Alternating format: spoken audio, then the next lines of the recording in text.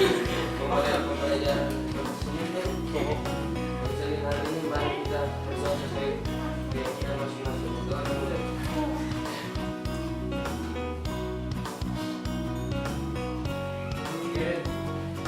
Salam.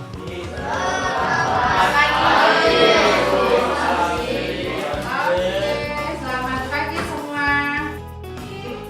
Gimana kabarnya hari ini? Baik. Baik. Ada yang galau pagi-pagi? Biasa yang lucu yang galau. Nah, ya. Pertemuan pertama kita di semester genap dan terjadwal tiap minggunya, ya. Jadi untuk kelas 7 itu tiap hari Selasa di pelajaran ketiga. Jadi untuk di dalam kelas ini, Bu Guru sebelum memulai kegiatan bimbingan konseling untuk kali pertama, itu Bu Guru mau ajak kalian dulu untuk buat kesepakatan atau keyakinan kelas. Jadi kalau aturan itu kan Bapak Ibu guru yang buat, itu kita disampaikan ke kalian.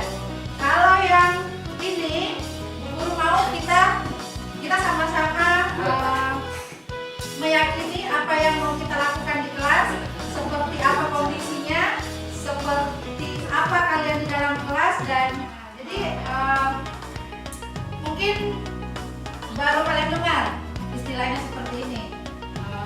Ini kesepakatan atau keyakinan kelas itu sebenarnya berisi beberapa aturan yang dibuat oleh siapa? Dibuat oleh kalian, dan yang melaksanakan juga adalah kalian. Jadi bukan Bu Guru yang buat, Bu Guru hanya memfasilitasi bagaimana kalian maunya di dalam kelas, dan itu menjadi kesepakatan yang kita bersama mulai hari ini sampai seterusnya selama semester genap. Ya, tujuannya apa? Supaya kegiatan belajar kita tuh bisa lebih efektif.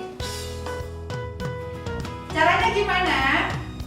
Semua bawa perangkatnya? Ada semua datanya toh? Harus kalau udah jelas. Adalah ada nanti Dira yang sponsor. Nah, sekarang kalian akan buat kesepakatan kelas itu dengan menuliskan satu kelas impiannya kalian. Kalian mau itu kelas kayak gimana? Jadi silakan kalian scan barcode-nya atau join di link slido.com, terus masukkan angkanya. Oke, silakan kalian scan barcode-nya, kemudian kalian silakan tuliskan.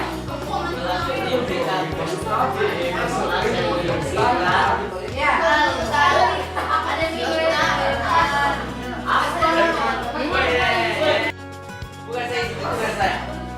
Oke, siapa ini? Bu Guru sih harapannya kalian tulis namanya supaya kita bisa tahu. Anu Bu. Tapi kalau kamu nggak apa juga sih. Kalian kan tadi nulis kelas yang kalian inginkan itu kayak gimana, ya? Nah, sekarang Bu Guru tanya sama kalian, bagaimana itu bisa terwujud? Bagaimana merealisasikannya? Silakan kalian tuliskan. Jadi yang kalian tuliskan tadi, kalian mau ini, mau itu, mau ini, mau itu, bagaimana supaya itu bisa terwujud?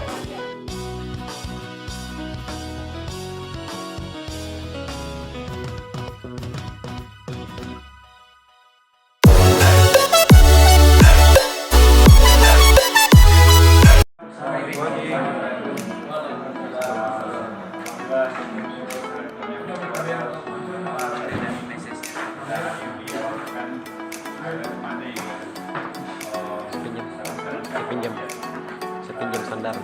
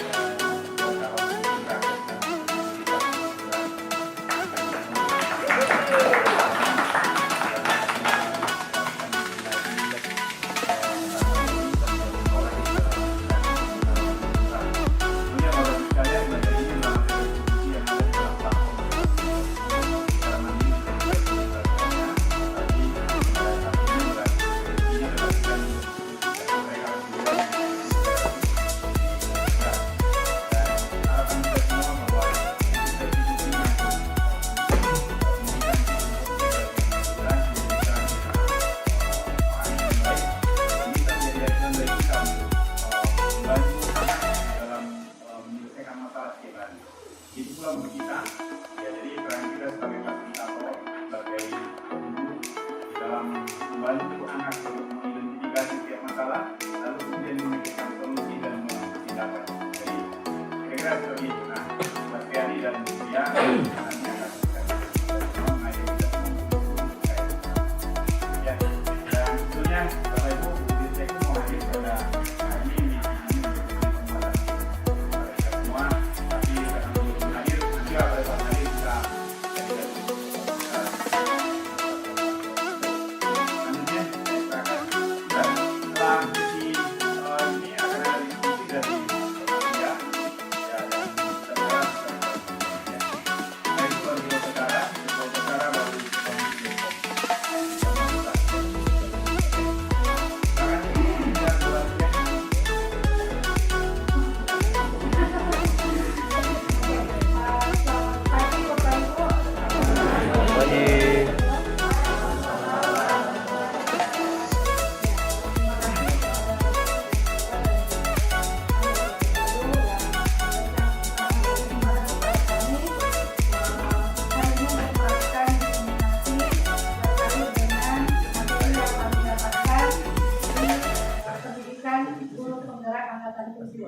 Jadi diseminasi kali ini kami akan berbagi, kami akan sharing terkait dengan penerapan budaya positif di sekolah. Dan di diseminasi nanti itu yang pertama yang akan sharing adalah saya, nanti akan dilanjutkan oleh Buya.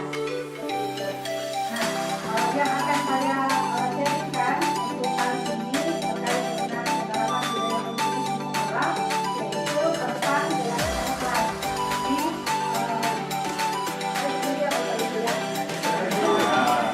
Seperti fotonya.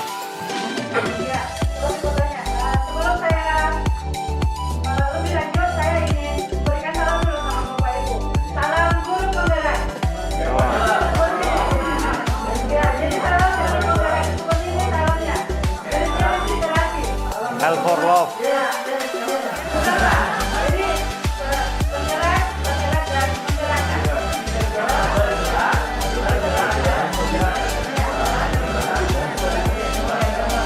Ya, salam leader kalau tidak. Penggerak. Bergerak. Terima kasih Bapak Ibu. Ya, jadi salah satu penerapan budaya positif di sekolah yaitu keyakinan kelas. Jadi untuk menciptakan sebuah budaya disiplin positif itu salah satunya yang bisa kita lakukan, perubahan-perubahan kecil yang bisa kita lakukan di kelas kita masing-masing, yaitu terkait dengan keyakinan kelas yang ada di kelasnya Bapak Ibu semua. Jadi bahwa judul itu saya menuliskan bahwa mari kita bersama melakukan perubahan kecil mulai dari kelas untuk membangun budaya positif di sekolah. Jadi pembentukan keyakinan kelas yang kita lakukan nantinya itu bisa menjadi sebuah kekuatan, sebuah power untuk kita di sekolah ini membangun sebuah budaya positif. Nah, sebelum itu saya mau tanya dulu sama Bapak Ibu. Jadi 2 tahun terakhir itu kita dihadapkan pada kondisi di mana ada virus COVID-19. Nah, dalam kondisi itu ada pertanyaan untuk kita mengulang bahwa kenapa pada masa itu kita memiliki peraturan tentang menjaga jarak, menggunakan masker, dan mencuci tangan. Kira-kira apa yang mendasarinya? Penyebaran. Mencegah penularan. Apa lagi kira-kira? Ada lagi? takut saya bersih. Nah, jadi yang Bapak Ibu katakan untuk mencegah penularan supaya bersih, karena juga mungkin ada yang takut terjangkit virus dan seterusnya, itu terkait dengan nilai keselamatan. Nah, kemudian pertanyaan yang selanjutnya adalah ini kembali ke pribadinya kita. Kira-kira apa yang mendasari Bapak Ibu itu datang ke tempat kerja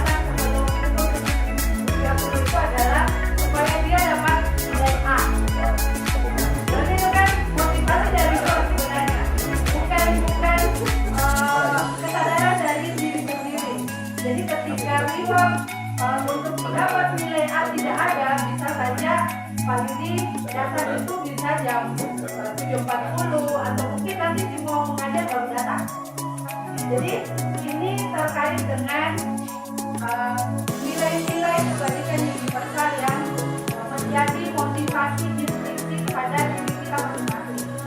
Jadi nilai-nilai ini merupakan paling besar dalam bagaimana kita bisa berpikir dan berperilaku. Jadi nilai-nilai yang kita yakini misalnya tadi tanggung jawab, itulah yang menjadi motivasi kita. Jadi kata Ki Hajar Dewantara, seseorang atau guru yang merdeka atau siswa yang merdeka itu bukan hanya merdeka dari proses, tapi merdeka untuk dirinya sendiri. Jadi kita sebagai orang guru atau murid-murid sebagai atau orang murid yang merdeka itu mereka tetap jelas pada dasar dirinya sendiri apa yang mereka. Jadi nilai-nilai kebajikan universal ini adalah nilai-nilai yang disepakati terlepas dari perbedaan suku agama, bahasa ataupun latar belakang kita masing-masing. Nah, jadi nilai-nilai kebajikan universal yang tadi saya sebutkan beberapa Bapak Ibu itu pun sebenarnya menjadi salah satu fokus pemerintah dalam hal ini itu dituangkan ke dalam profil pelajar Pancasila. Jadi keenam profil pelajar Pancasila ini adalah nilai-nilai kebajikan universal yang dicoba dirangkum oleh Mas Menteri untuk bisa diterapkan ke semua murid yang ada di sekolah. Dulu seingat saya kita di LPS itu punya 7 utama, 6. nilai utama ya. Jadi di awal-awal saya bergabung itu tiap sebelum dimulai pembelajaran itu anak-anak selalu mengafirmasi diri sendiri untuk mengucapkan 7 utama yang diterapkan oleh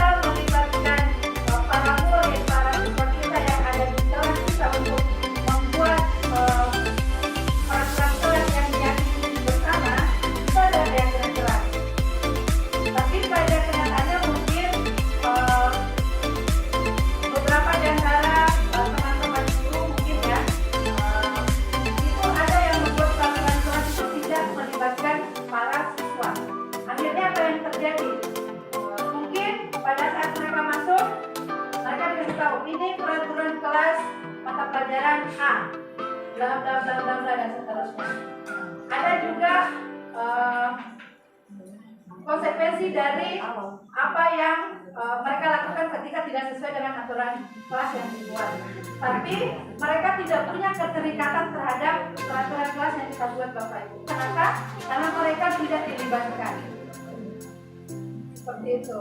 Jadi ketika misalnya kita membuat sebuah keputusan, sebuah peraturan dan melibatkan orang yang akan kita ajak supaya suasana atau kondisi lebih nyaman, lebih aman, itu kita perlu mendengarkan pendapatnya mereka.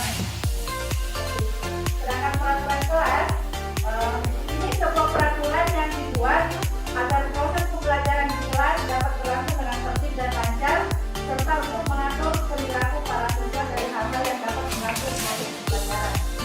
Jadi biasanya kita tidak membuat keyakinan kelas. Kita biasanya langsung ke peraturan kelas.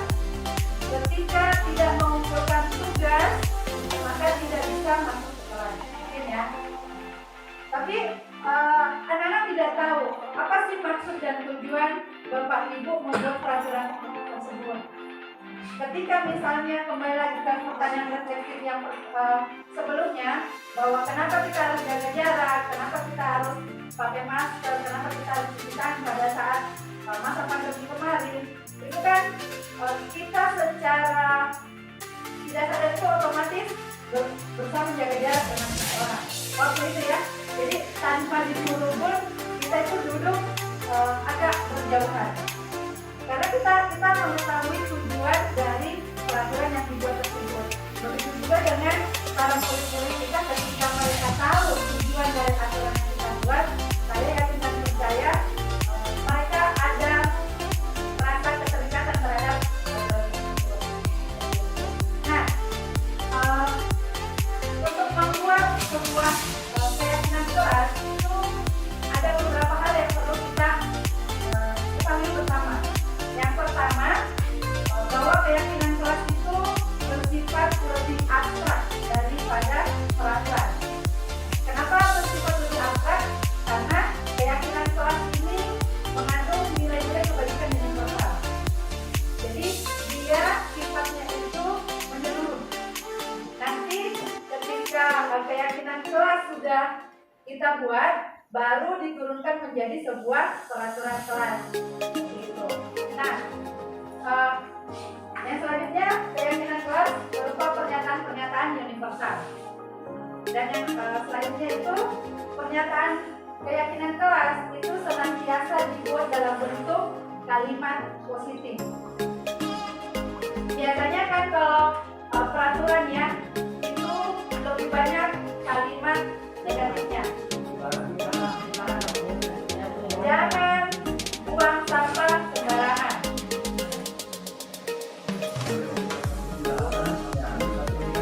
Ya. Jadi alangkah bagusnya keyakinan kelas yang kita buat itu dalam bentuk kalimat positif. Seperti itu. Nah, terus yang selanjutnya hal yang perlu kita ketahui bersama adalah keyakinan kelas itu hendaknya tidak usah terlalu banyak supaya anak-anak bisa mudah mengingat dan mudah memahaminya. Karena kalau terlalu banyak keyakinan kelas mereka bingung sendiri yang mana yang mau dilakukan semua. Jadi keyakinan kelas yang kita buat itu cukup 3 sampai 7 paling banyak. Karena kan sifatnya universal ya, sifatnya universal. Nanti dari keyakinan kelas itu anak-anak secara spontanitas di alam bawah sadarnya mereka bahwa akan melakukan hal-hal yang terkait dengan nilai-nilai kebajikan universal yang terbuat di keyakinan kelas. Contohnya, misalkan keyakinan kelasnya kita, Bapak Ibu, salah satunya adalah saling menghargai dan menghormati. Itu sifatnya luas. Bisa saja setelah kita kaji bersama anak-anak untuk keyakinan kelas yang pertama saja, itu bisa saja ada 5 perilaku yang mereka bisa lakukan. Misalnya ketika Bapak Ibu guru menjelaskan di depan,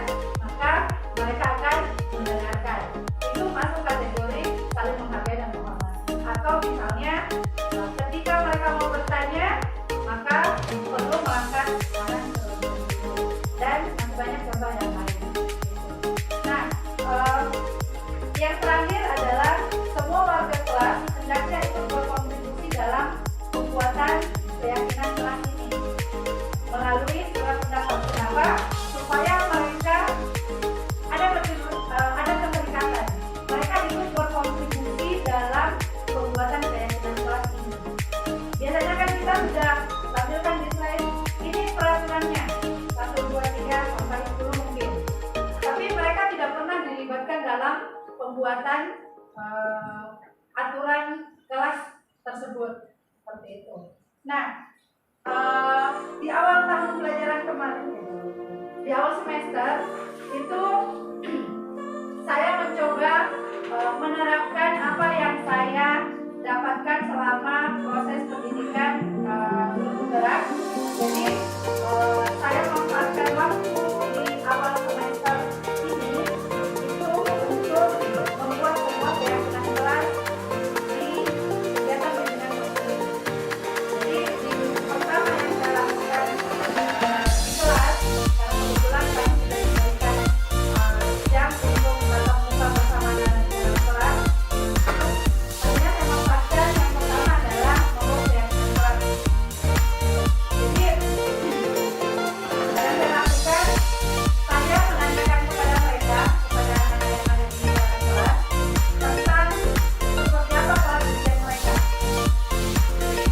Dan ternyata dari 6 kelas yang saya lakukan membuat keyakinan kelas itu ternyata kelas impiannya mereka itu berbeda-beda, bermacam-macam. Jadi ada yang mau kelasnya itu tidak terjadi bullying, ada yang mau kelasnya itu bersih, ada yang mau kelasnya itu tenang, dan masih banyak lagi impian-impian mereka terkait dengan kelas mereka masing-masing seperti itu. Nah, setelah saya menanyakan kepada mereka, mereka menuliskan dalam sebuah kertas. Jadi mereka menuliskan ada beberapa poin terkait dengan kelas impian. Dan dari satu kelas itu ternyata ada beberapa anak yang ada yang sama impiannya. Saya mau kelas yang bersih. Saya mau kelas yang tenang. Ada juga yang saya mau kelas yang nyaman. Yang nyaman seperti apa? Dia juga tulisan di dalam kurung. Misalnya ada tulisannya. Mungkin dia katakan mungkin dia ternyata mungkin dengan kita belajar ada sesuatu yang melelahkan atau banyak kalau boleh kecil seperti itu. Tapi kan ini kelas impian mereka. Ketika mau diakomodir semua itu kan mustahil juga kan Bapak Ibu. Nah, jadi setelah itu saya menanyakan lagi sama mereka. Tadi mereka sudah nuliskan kelas impiannya. Setelah itu saya kasih kertas lagi sama mereka. Silahkan tuliskan bagaimana cara mewujudkan kelas impian yang mereka inginkan. Jadi tanpa kita menyuruh mereka bahwa kamu harus tenang, kamu harus saling menghargai dan seterusnya, itu mereka sebenarnya sudah tahu bahwa untuk menciptakan sebuah kelas yang nyaman itu saya harus apa. Jadi poin-poinnya mereka tuliskan dengan lengkap.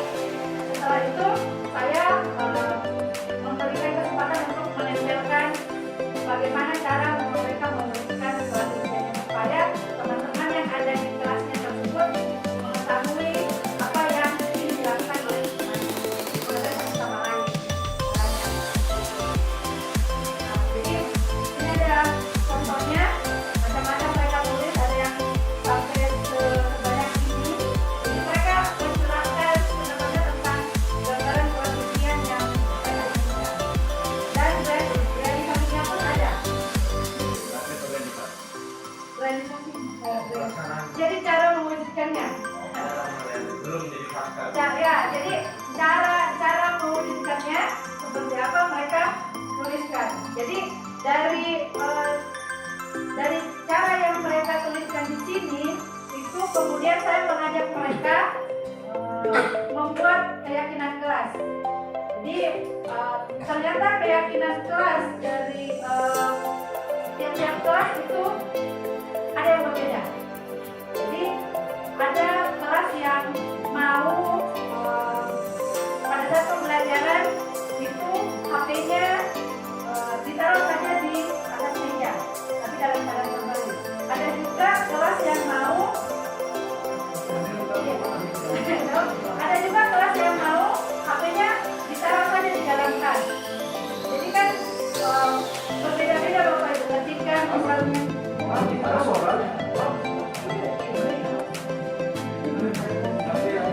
Wasri. Wasri. Supaya lebih jelas Bu terekam.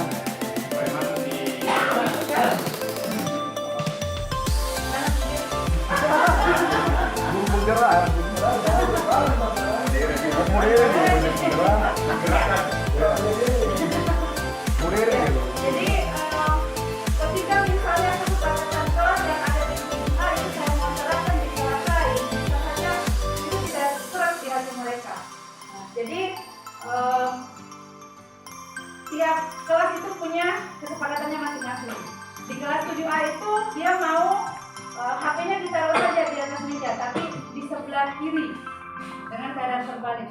Ada juga kelas yang Ibu, kalau di atas meja tuh tergoda nanti ambilin. Semua sudah ada di dalam kelas, ya terserah saja. Supaya kelas itu bisa tenang.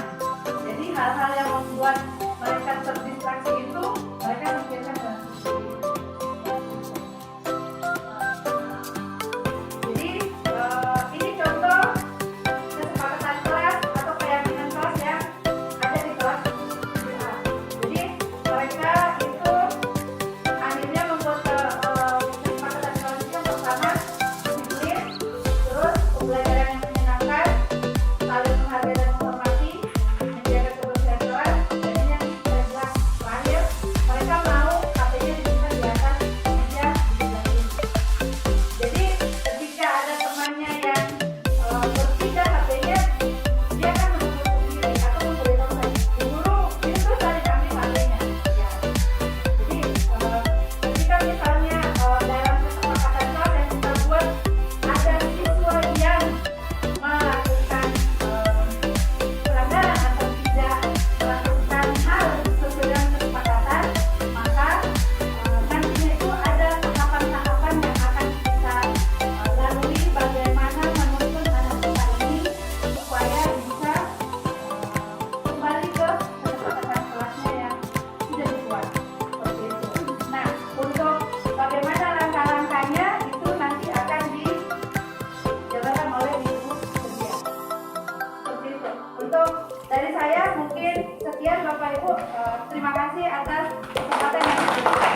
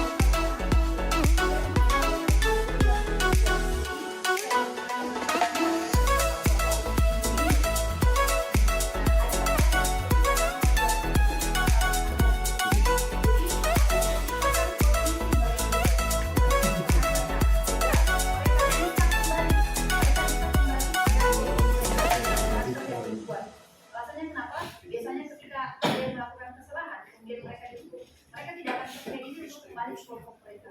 Ini mereka kan merasa asing. Atau kelompok-kelompok yang akan menghujat dari mereka. Tujuan dari ini adalah menciptakan kondisi jadi mereka akan sehingga mereka bisa ada kolom yang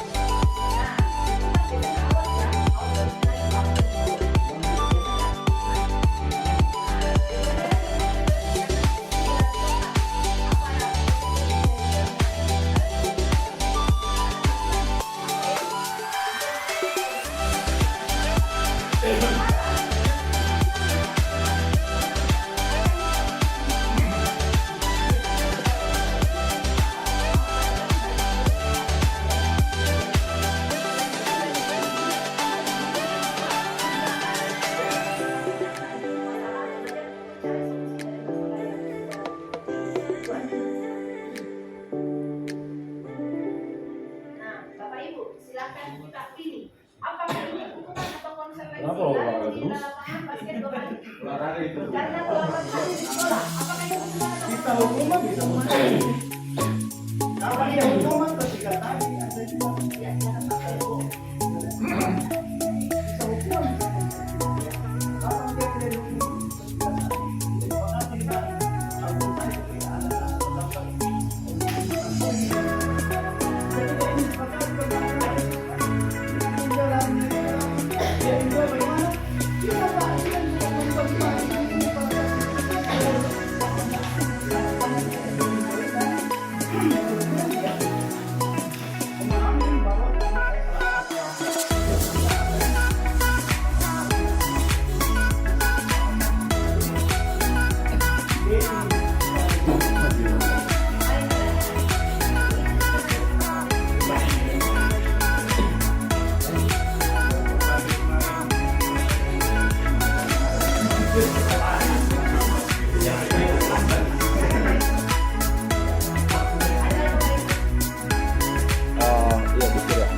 kira begini ya, penting untuk kita berada pada peletakan dasar dulu. Kita bangun konsepsi dulu bahwa apa definisi kita terhadap hukuman, gitu kan? Apa definisi kita terhadap konsekuensi dan apa definisi kita terhadap restitusi. Karena saya melihat bahwa ketika kita menafsirkan semuanya berangkat dari kesepakatan, maka itu bisa bias, bisa dianggap hukuman, bisa dianggap konsekuensi. Maka kita harus kuat dulu pada tataran definisi. Baru kita lanjutkan kepada pengembangan konsep. Kalau menurut saya tetap pada prinsip bahwa hukuman itu dalam konteks pendidikan ya beda pada hukuman positif yang di KUHP dan KUHP ya. Hukuman yang dalam wilayah dunia pendidikan itu cenderung diartikan mayoritas definisinya adalah sesuatu yang tidak ada relevansi antara perbuatan dengan ganjaran yang diberikan. Sementara konsekuensi itu dibangun melalui kesepakatan di awal, ada curah gagasan di sana, kemudian sampai pada kesepakatan bahwa oke, kalau seperti ini tindakannya, ini konsekuensinya kan, maka ada relevansi di sana, keterhubungan. Sedangkan restitusi ini kalau saya melihat sebenarnya saya coba kaitkan dengan ada satu referensi, saya temukan di Instagram tuh, dia adalah pengajar di Polandia. Di sana itu dia tidak mengenal hukuman dan konsekuensi, mungkin lebih mirip dengan yang namanya restitusi, karena pelanggaran di sana itu tindakannya adalah anak diajak berdiskusi. Diskusi dalam artian lebih kepada upaya menumbuhkan kesadaran anak, menumbuhkan kesadaran bahwa tindakannya salah, gitu kan? Lalu kemudian ini yang diyakini oleh guru-guru di sana itu justru dampaknya jangka panjang, karena di awal anak sudah tumbuh kesadaran bahwa tindakan ini salah dan dia dapat proyeksi ke depan harusnya saya melakukan apa untuk mencegahnya dan bagaimana upaya saya jika betul-betul terjadi. Sehingga di sana mungkin kalau saya mendefinisikan restitusi lebih banyak kepada diskusi terbuka untuk menggali akar masalah, kemudian menemukan solusi terbaik, terapkan solusinya, kemudian evaluasi apakah itu bisa distandarisasi, solusinya mujarab atau tidak tuh. Kalau solusinya tidak efektif menyelesaikan masalah, kita ganti solusi yang lain.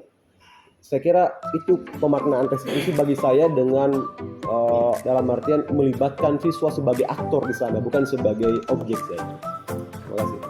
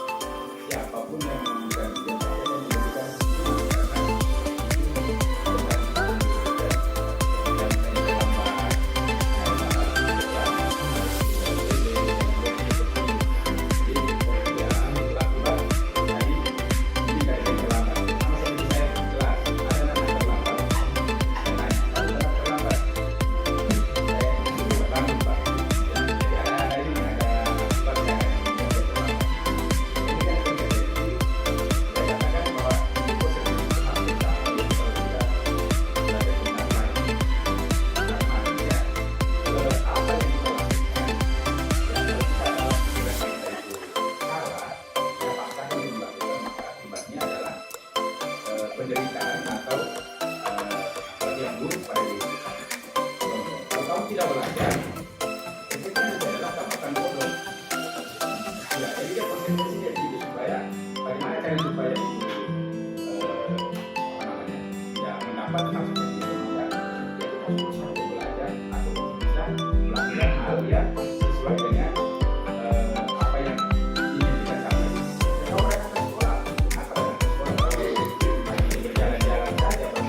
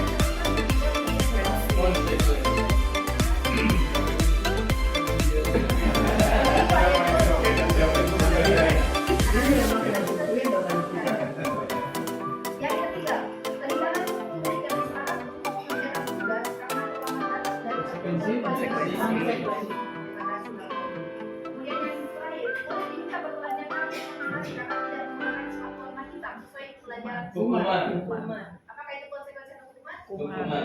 Itu adalah Hukuman.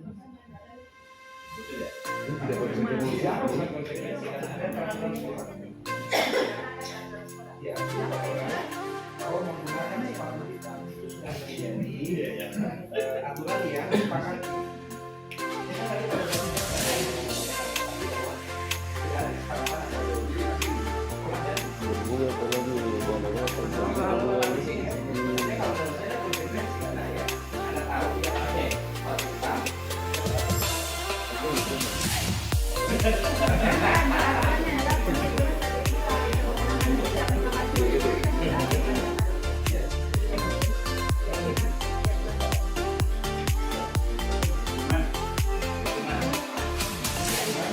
Hukuman yang disepakati.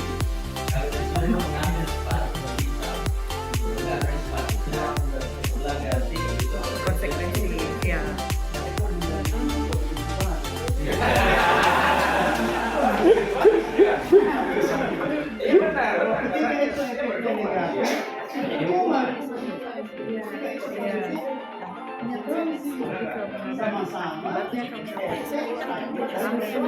Langsung ke action di tempat.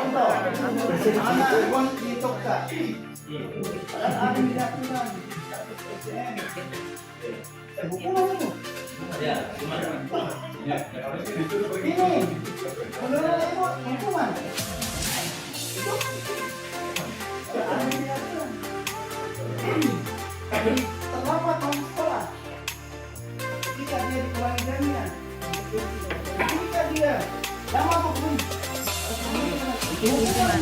Nah,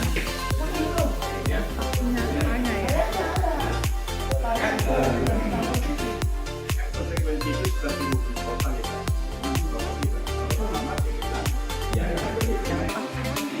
Kita karena terlambat kamu harus berpikir. Iya. Tidak pakai fasilitas tidak sesuai dengan kita punya atau ada hal lain yang dilakukan. Konsekuensi lain.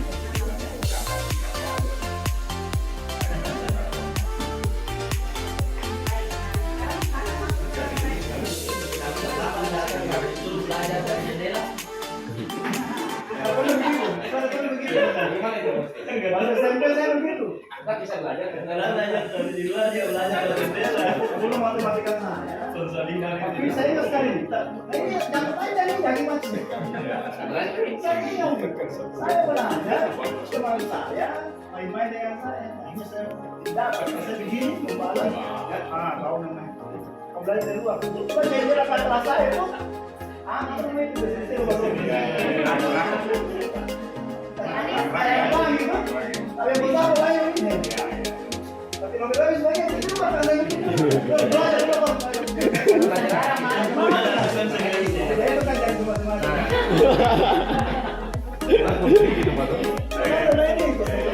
iya. Baik. Nah, sekarang kita akan masuk ke pendekatan untuk menggunakan tidak ada soal pembocoran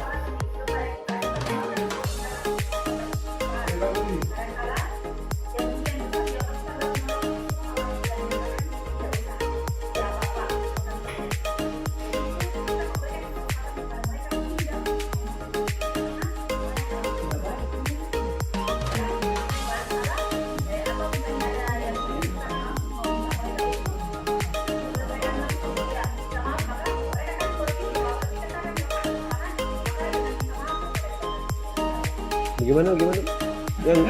Yang definisi yang tadi yang tulisan putih itu bagaimana maksudnya tadi? Tidak ada seorang yang berbuat salah kepada kita ketika kita melakukan sebuah tindakan yang bisa menjawab kita adalah akan menolak semua orang itu dan akan mengatakan tidak usah, tidak apa-apa Ji. Padahal seharusnya bisa menawarkan. Adalah kita memberikan kesempatan dia untuk memperbaiki. Oh, berarti yang tulisan itu sikap permisif gitu kan? Membiarkan saja gitu kan?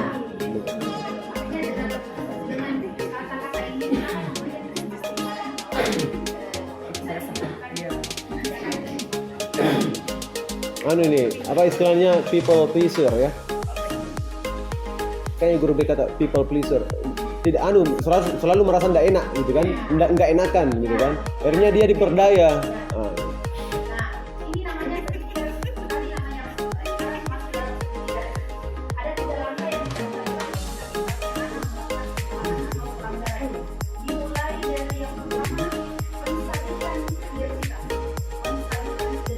kayak komputer error gitu.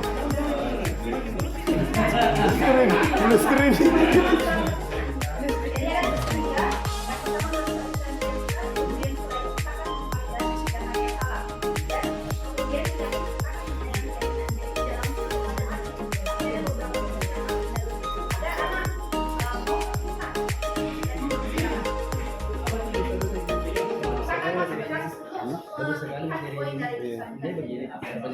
Saya menampilkan kasus supaya kita langsung masuk ke Kontradiktif. kali ini pembelajaran tatap muka terbatas sudah dilakukan di sekolah. Anak-anak sudah berdatangan siswa IPRI yang belum datang. Begitu pelajaran akan dimulai, e-learning tidak akan diselenggarakan. Salah seorang temannya bertanya, kenapa? Namun, malah-malah, dan menantang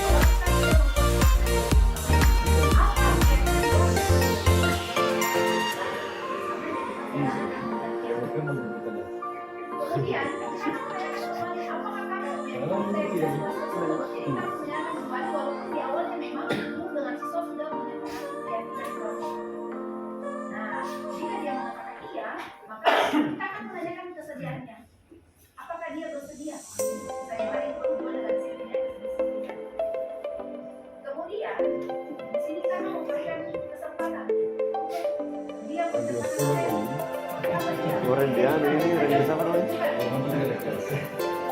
Randy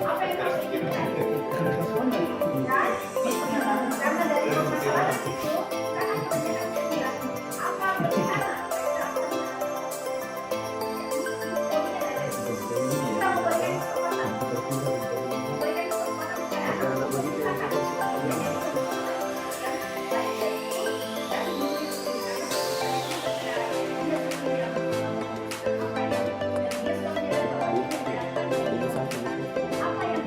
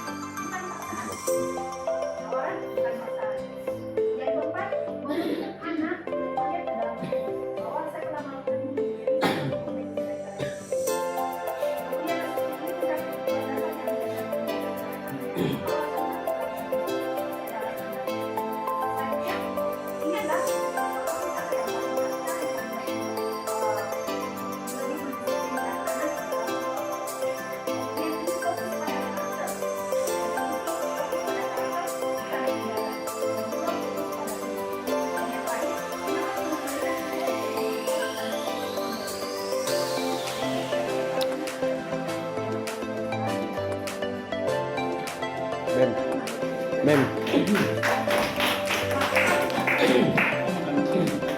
Oh iya, bar saya.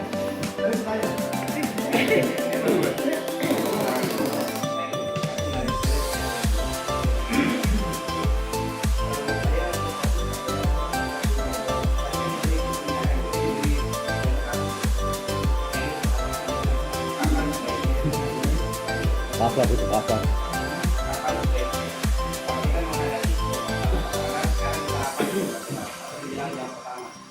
Ada anak wali saya katakanlah yang melakukan tindakan seperti yang dicontohkan tadi. Kapan saya setelah dulu atau wali kelas melakukan itu? Apakah nanti jam sekolah? Apakah nanti saat siang? Ataukah setelah kita langsung melihat laporan itu, dapat laporan itu? Karena tadi saya lihat endingnya itu adalah kita juga harus melakukan apa yang mereka lakukan. Ini butuh proses. Saya akhirnya dari begini. Kalau seorang anak harus hadapi satu anak ini dengan tahapan itu, 10 sampai 15 menit. Sementara saya juga punya tugas sampai 15 menit. Dan itu menjadi persoalan. Makanya saya mau minta sedikit apa yang sudah saya lakukan, karena saya ingin ke depannya saya akan menemukan masalah. Terima kasih.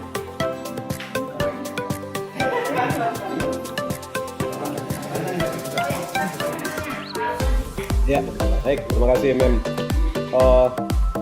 Dari saya hanya kasih pandangan sedikit bahwa sekarang secara faktual kita di SMPPS punya pedoman perilaku ya, student conduct management. Di satu sisi kita ingin berinovasi nih dengan paradigma baru bahwa ternyata penanganan konflik, penanganan masalah di dalam kelas itu ada model baru. Saya melihat bahwa ke depan kita mesti menemukan nih titik temunya nih, memunculkan titik temunya bahwa pelanggaran model ini bagaimana cara kita menanganinya.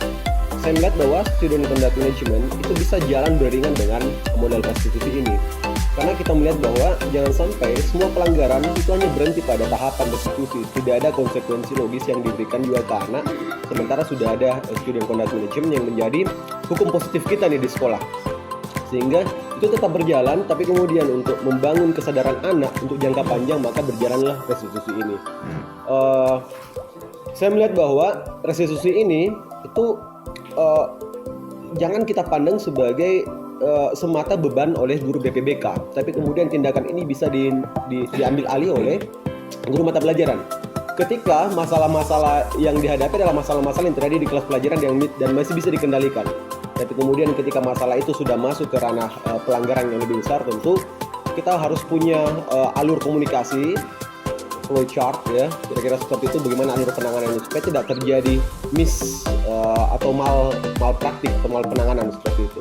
Karena apa yang dilakukan oleh anak kita ya, seperti kalau tidak salah sampaikan oleh kepala sekolah Mamuddin selama ini, bahwa sekolah adalah tempat yang aman untuk berbuat kesalahan, dalam artian bahwa di sekolah kamu berbuat kesalahan, penanganannya tentu berbeda dengan lingkungan di luar gitu kan. Di luar bisa saja mendapatkan hujatan, cacian, makian, tapi di sekolah kesalahan itu ditindaki secara lebih bertanggung jawab untuk menumbuhkan kesadaran anak.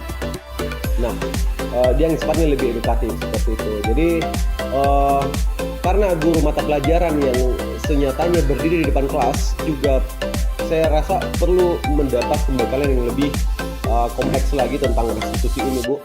Karena ini penting sebagai pijakan kita bersama nih. Jangan sampai restitusi kita terapkan dengan pendekatan-pendekatan subjektif. Tidak ada pola, tidak ada pendekatan yang menjadi pengetahuan kita, sehingga justru menimbulkan bias gitu kan. Bisa saja anak yang menjadi korban juga merasa, oh ternyata hanya berhenti di diskusi gitu kan. Hanya sampai pada diskusi, tidak ada efek jera yang diberikan ke dia gitu kan. Saya kira itu dari saya. Terima kasih.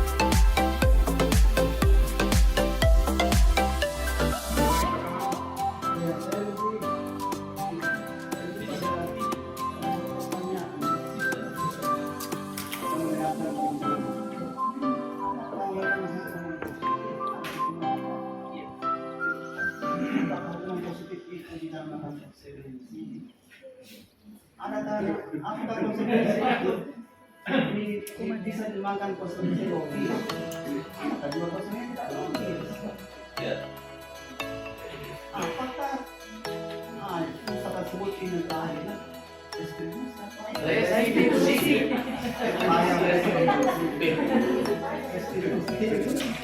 ini saya yang ditambahkan konteks ambil keluarga. Pertanyaan saya mau marah pesan saja. Baik. Kita mau tulis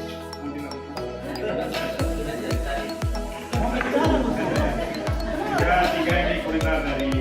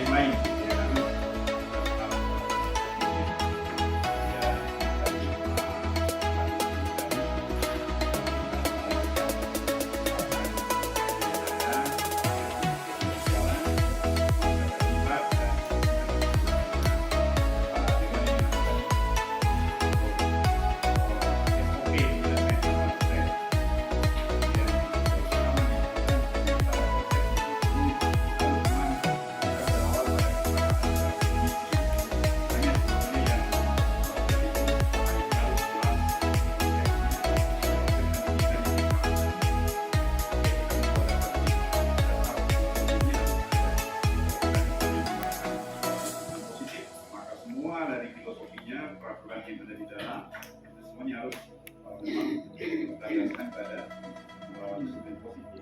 Ketika prinsip restitusi kemudian diterapkan 100%, maka jadinya seperti itu juga. Cuma kan kita pada selalu plus minusnya dari apakah sekolah itu harus sendiri konsep sendiri. Jika ada konsep kenapa seperti ini, kenapa harus seperti ini, karena tidak jelas. Sama dengan belajar kita belajar apa yang kita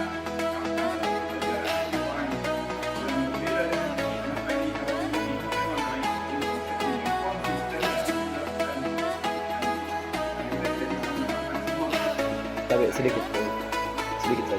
Saya kira restitusi ini ada kemiripan dengan coaching ya Pak Ahmad ya. Coaching itu dilakukan dengan dasar kaidah ilmiah, ada tahapan-tahapan. Saya kira restitusi juga penting untuk kita ketahui.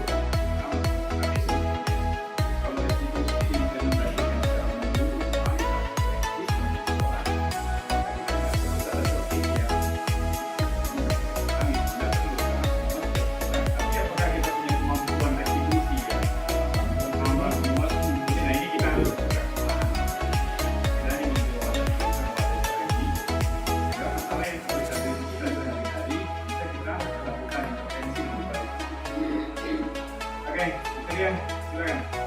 Buat sini. 10 menit untuk Bu Fani, 10 menit lagi.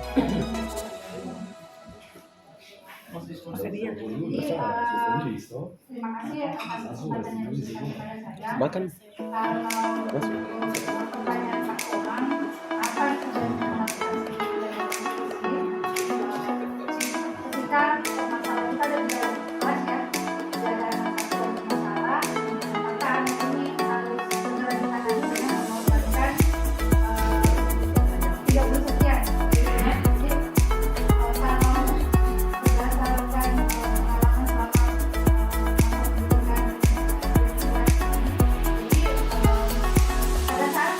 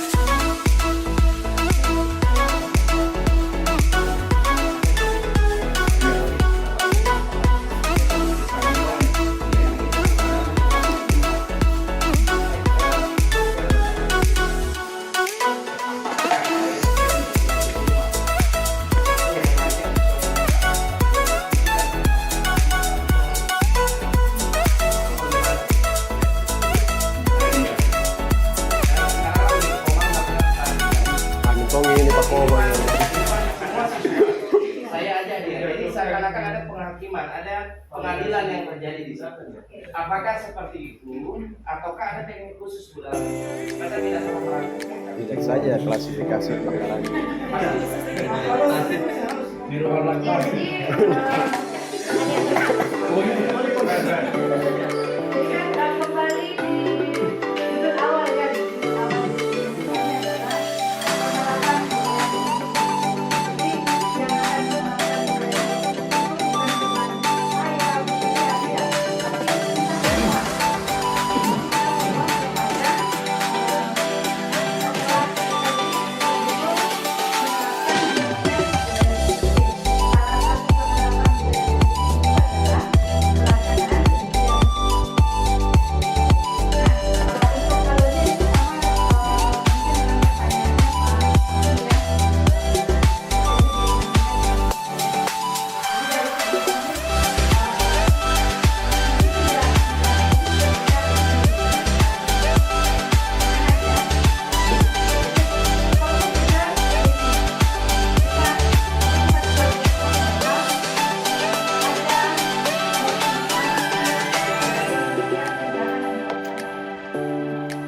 Jadi kalau menurut teori yang kami dapatkan, motivasi seseorang melakukan tindakan itu ada tiga.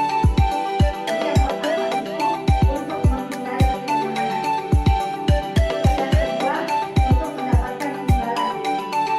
Terus yang ketiga untuk menjadi orang yang mereka inginkan dengan menghargai diri sendiri. Jadi motivasi yang pertama dan kedua itu masuk motivasi dari luar. Sedangkan yang ketiga itu adalah motivasi diri sendiri. Seperti dari dalam. Motivasi dari dalam diri kita ketika ada nilai-nilai kebaikan yang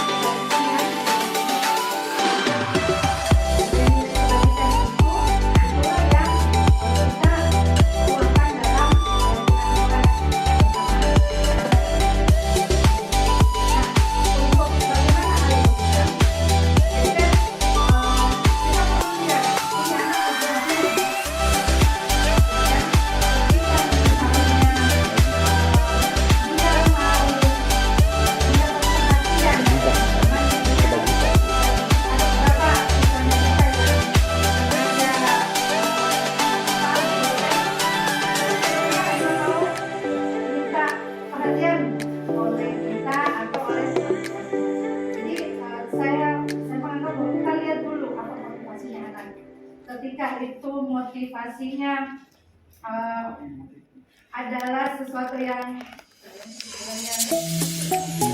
nah, jadi yang penting juga bisa saja menjadi motivasi beberapa anak. Kan? Jadi kita harus bijak melihat ada yang kita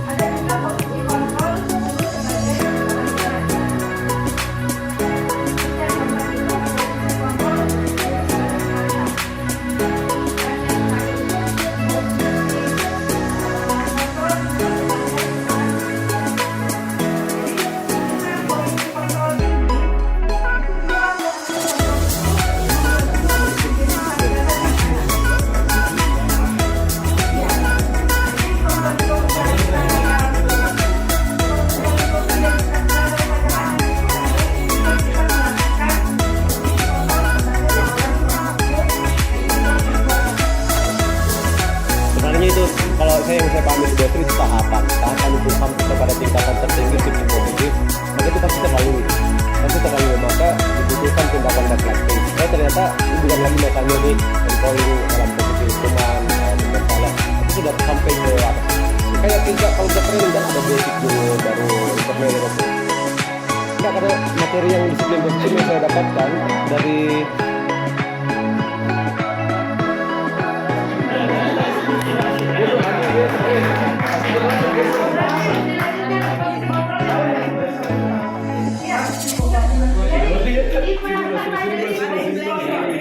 artinya besok kita harus tuntaskan diskusinya. Kita diskusi. Pokoknya diskusi kita jangan berhenti.